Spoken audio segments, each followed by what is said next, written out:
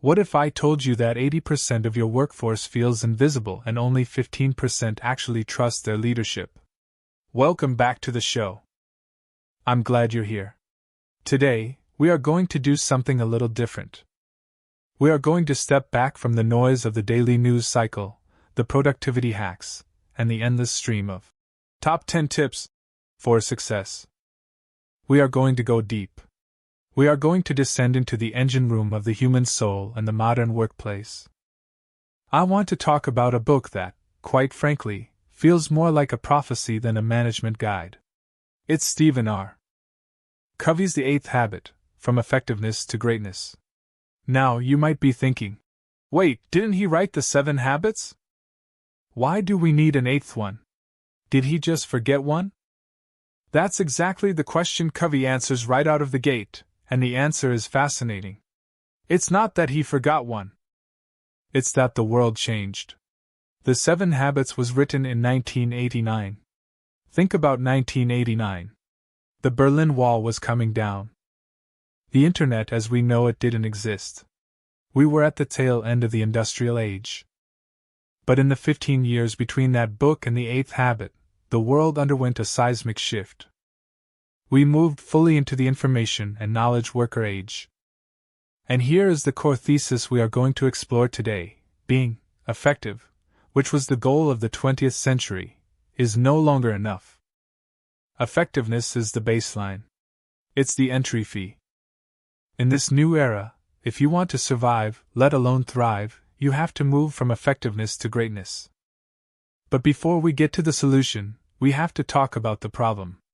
And Covey calls this the pain.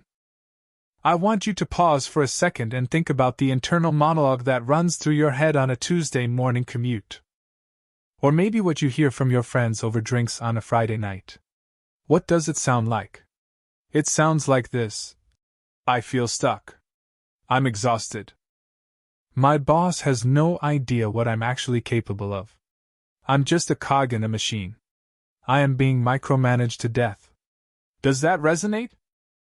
Covey argues that this isn't just you having a bad week. This is a universal, global phenomenon. He quotes the psychologist Carl Rogers, who said, "What is most personal is most general." That feeling of quiet desperation? It's arguably the defining characteristic of the modern workforce. We are a planet of people who feel unappreciated, underutilized, and deeply frustrated. But why? Why, in a world of unprecedented technology and wealth, do we feel this spiritual hollowness in our work? To answer that, Covey brings in the data. And folks, the data is terrifying. He cites a massive study called the XQ, or Execution Quotient, conducted by Harris Interactive. They surveyed 23,000 full-time workers across the United States. They wanted to know about alignment, trust, and clarity in the workplace. The results reveal a total breakdown of the modern organization. Let's look at the numbers. Only 37% of workers actually understand what their company is trying to achieve.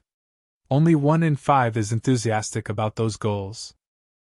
Only 1 in 5 sees a connection between what they do every day and the company's success. Only 15% feel they are in a high-trust environment. Now, percentages can be dry. They wash over us. So Covey uses an analogy that I think is absolutely brilliant. He says, imagine a soccer team or a football team. There are 11 players on the field. If that football team had the same stats as the modern American workplace, here is what you would see. Only 4 of the 11 players would know which goal is theirs. The other 7 are just running around aimlessly. Only 2 of the 11 players would actually care about winning the game. Only 2 players would know what position they are supposed to play. And this is the kicker: 2 of the players would be actively competing against their own teammates rather than the opponent. Can you imagine watching that game? It would be a disaster. It would be chaos. And yet that is exactly how we are running our businesses, our nonprofits, and even our families. We are operating in a fog of confusion and apathy. So we have to ask the question, why? How did we get here? This brings us to the historical context, which is the backbone of Covey's argument. He takes us through the history of human civilization to show us that we are trying to navigate a new world with an old map. Covey, leaning on the work of Peter Drucker, identifies 5 ages of civilization. First, you have the hunter-gatherer age. Then, the agricultural age. Then the industrial age. And now, the information or knowledge worker age. Here is the crucial insight. Every time humanity moved from one age to the next, productivity didn't just go up a little bit. It skyrocketed. It went up by a factor of 50. 50 times. When we learned to farm, we became 50 times more productive than when we were chasing gazelles. When we built factories and assembly lines, the industrial worker became 50 times more productive than the farmer. But now, we are in the knowledge worker age. And Covey predicts another 50-fold increase. He quotes Nathan Myhrvold, the former CTO of Microsoft, who said that a top-tier software developer isn't just 10 times more productive than an average one, they are 10,000 times more productive. The leverage of the human mind is infinite. But here is the trap. Here is the core problem that Covey identifies in the second chunk of the book. We are living in the knowledge worker age, but we are being managed by an industrial age mindset. Think about the industrial age. Think about the factory floor. What did the manager need from the worker? They needed their body. They needed manual labor. They needed them to stand in one spot and tighten a screw, 8 hours a day. In that model, people were treated as things. You were a unit of production, an expense, a replaceable part. The manager did the thinking, the worker did the doing. It was a control model. If you wanted more productivity, you used the carrot and the stick. You dangled a reward, or you threatened punishment. And that worked. It worked fine for manual labor. But you cannot manage a knowledge worker that way. You cannot control someone into being creative. You cannot threaten someone into being innovative. You cannot micromanage someone into caring. When you treat a human being, a complex, four-dimensional being, like a thing, you destroy their soul. And in return, they give you the bare minimum. Covey calls this the codependency spiral. The boss treats the employee like a child or an object. The employee reacts by waiting to be told what to do. The boss sees this lack of initiative and thinks, "See? I have to micromanage them because they won't do anything on their own." And the cycle gets tighter and tighter, choking the life out of the organization. This is a problem of paradigm. Covey loves the word paradigm. It's a mental map. It's the lens through which we see the world. And to explain why we are so stuck, he uses a visceral, slightly gruesome example: bloodletting. For centuries, the smartest people on earth, the doctors, believed that if you were sick, it was because you had bad blood. So, the cure was to cut you open and drain the blood. They did this to George Washington. He had a throat infection, they bled him, and he died. Now, imagine if those doctors had held a conference to improve their practice. They could have applied total quality management to bloodletting. They could have used Six Sigma to bleed patients faster, cleaner, and more efficiently.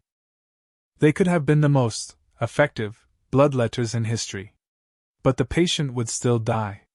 Why? Because the paradigm was wrong. The map was wrong. They didn't understand the germ theory of disease. Covey argues that modern management is essentially effective bloodletting. We are trying to use industrial age tools, budgets, hierarchies, performance reviews, carrot and stick incentives, to cure a knowledge worker problem. And we are killing the patient. We need a new paradigm. We need the whole person paradigm. Covey argues that human beings are not just bodies. We are four-dimensional. We have a body, a mind, a heart, and a spirit. Let's break those down, because this is where the rubber meets the road. First, the body. We have physical needs. We need to live. We need fair pay. We need safety. Second, the mind. We need to learn. We need growth, development, and intellectual challenge. Third, the heart. We need to love.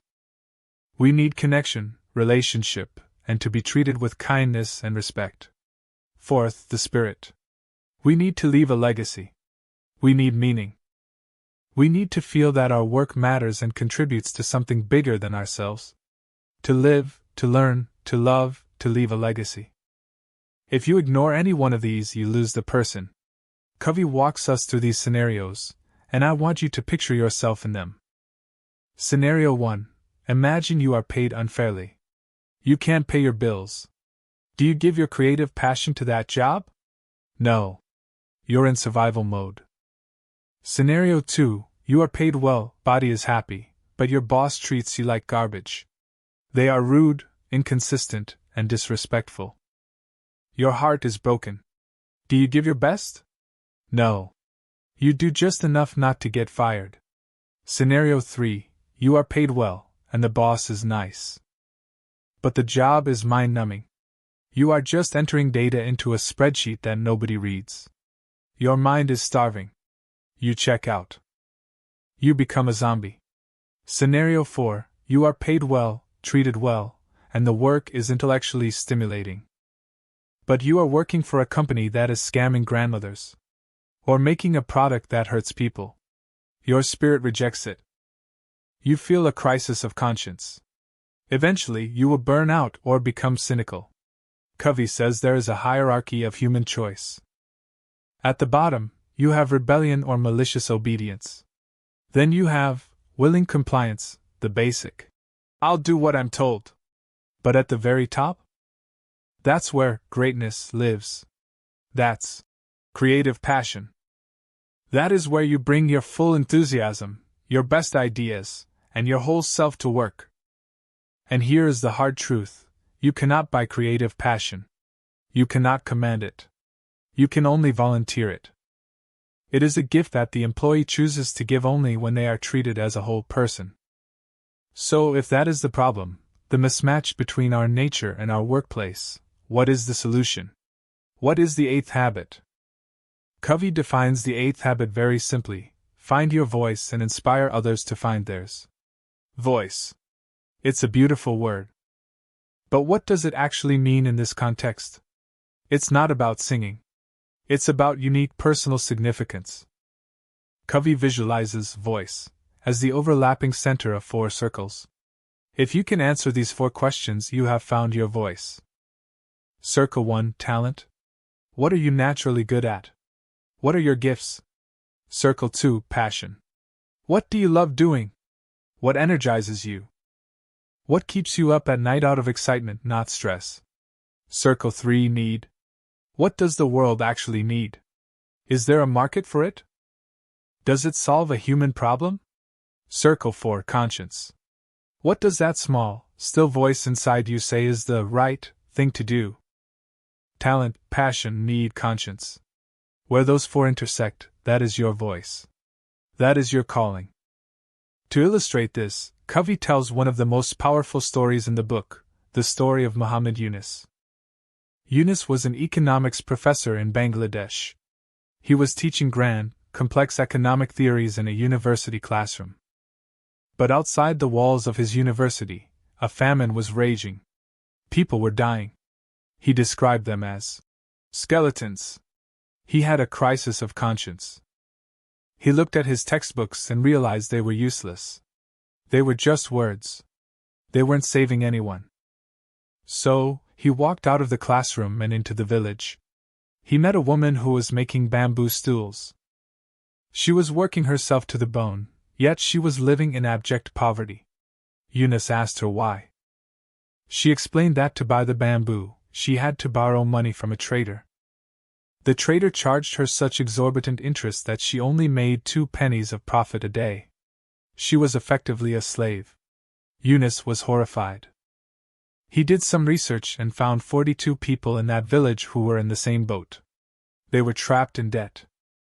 He added up the total amount of money these 42 people owed. Do you know what it came to? $27. Not $27 each. $27 total. For the price of a nice lunch in America, 42 people were enslaved. Yunus felt that conscience kicking him in the gut. He reached into his pocket and gave them the $27. He told them to pay him back whenever they could. He freed them. But he didn't stop there. He saw a need. He had the talent for economics. He had the passion to help. And he had the conscience to act. He went to the banks and said, "You need to lend money to these poor people." The bankers laughed at him. They said, "The poor are not creditworthy. They have no collateral. They won't pay us back." Yunus said, "You are blind. You are stuck in an old paradigm. Let me prove it." He started the Grameen Bank. He pioneered microcredit. He lent tiny amounts of money to the poorest of the poor, mostly women. And do you know what happened? They paid him back. The repayment rate was over 98%, higher than the big commercial banks. Muhammad Yunus found his voice. He didn't just teach economics, he rewrote the rules of banking. He lifted millions out of poverty and eventually won the Nobel Peace Prize. That is the power of the eighth habit. It starts with one person deciding to listen to their conscience and look for a need they can fill. But Covey reminds us that this isn't just for Nobel Prize winners. It's for everyone. He tells another story about a colonel in the military. This colonel was nearing the end of his career. He was about to retire. Covey was consulting for him and said, "Hey, you've served your time. Why not just coast for the last few months? Relax." The colonel looked at him and said, "I can't."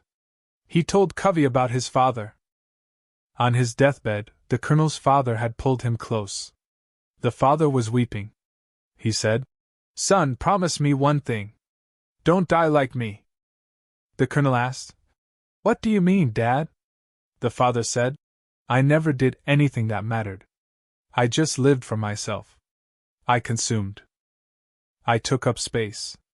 And now it's over, and I have left nothing behind. Don't live a life that doesn't matter." That haunting confession changed the colonel. He realized that retirement is an industrial-age concept. The idea that you work until 65 and then do nothing is a waste of the human spirit. He decided that his legacy would be to transform his unit. He wasn't just going to manage them, he was going to lead them. He was going to instill systems and values that would outlast him. He wanted to ensure that his successor would be even more successful than he was. That is the shift from effectiveness to greatness. Effectiveness is, "I did my job." Greatness is, "I changed the trajectory of the future." Now I know what some of you are thinking. This sounds amazing, but how do I actually do it? I'm busy. I'm tired. I have bills to pay. Covey anticipates this. And he gives us a warning about how we consume this information. He introduces a concept from a professor named Dr. Walter Gong. To know and not to do is not to know. Asterisk asterisk. Let that sink in. To know and not to do is not to know. You can listen to this podcast. You can read the book. You can nod your head and say, "Yes, the whole person paradigm makes sense." But if you go back to work tomorrow and treat your team like things, or if you continue to ignore your own conscience, you don't actually know it. You've just memorized it. Transformation requires application. Covey suggests a radical approach to learning this material. He says the best way to learn is to teach. He encourages us to take these concepts and teach them to someone else within 48 hours. Tell your spouse. Tell your team. When you commit to teaching something, you pay attention differently. You internalize it. Because ultimately, habit, whether it's the first 7 or the 8th one, is an intersection of 3 things. 1. Knowledge * what to do. 2. Skill * how to do it. 3. Attitude * the want to do it. We are entering a new age. The industrial age is over, but its ghosts are haunting our offices. We see it in the micromanagement, the burnout, the disengagement. We see it in the pain. But the door is open. The choice is yours. You have 3 birth gifts, Covey says. You have the freedom to choose. You have principles that are universal. And you have the 4 intelligences: mental, physical, emotional, and spiritual. The question the 8th habit asks is, what will you do with them? Will you succumb to the victim mindset? Will you say, I'm stuck, my boss is a jerk, there's nothing I can do? That is the path of mediocrity. That is the path of pain. Or will you choose to find your voice? Will you look at your talents, look at your passions, listen to your conscience, and find a need in the world that only you can fill? And once you do that, once you find that spark, will you turn around and help the person next to you find theirs? Because that is the definition of leadership in the 21st century. It's not about position. It's not about authority. It's about communicating people's worth and potential so clearly that they come to see it in themselves. The world doesn't need more effective managers. We have plenty of those. The world needs people who are striving for greatness. The world needs you to find your voice. So, tomorrow morning, when you walk into that office, or log onto that Zoom call, look at the faces on the screen. Remind yourself, these are not things. These are whole people. They have bodies, minds, hearts, and spirits. And then look in the mirror. You are not a thing either. You have a voice. It's time to use it. Thanks for listening.